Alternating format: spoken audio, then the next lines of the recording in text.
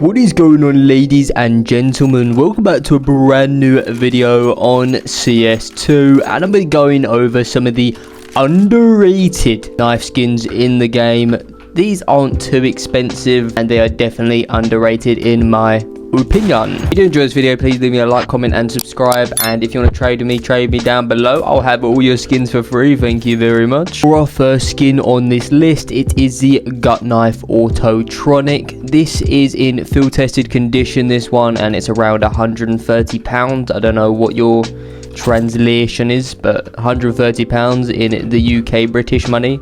So overall, a decently cheap knife for this game, and it is so clean. This may be the cleanest autotronic skin on this game.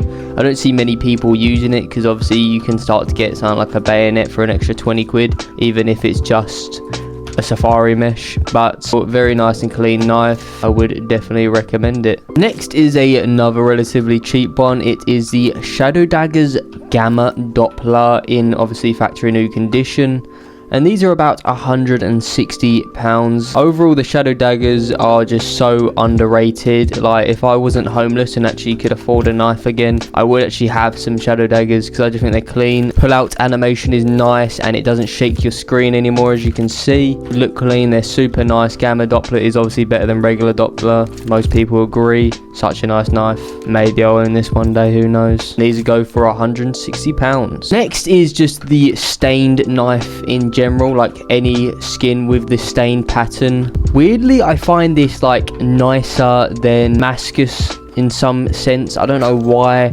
Maybe I just like little spunk cells on my skins. Maybe this is telling me something, I don't know. I just find it nice. It's not boring. I'll prefer stained knives over vanilla knives. They're so boring, it's ridiculous. And if you want to know, this is roughly about £500 for this in well-worn condition.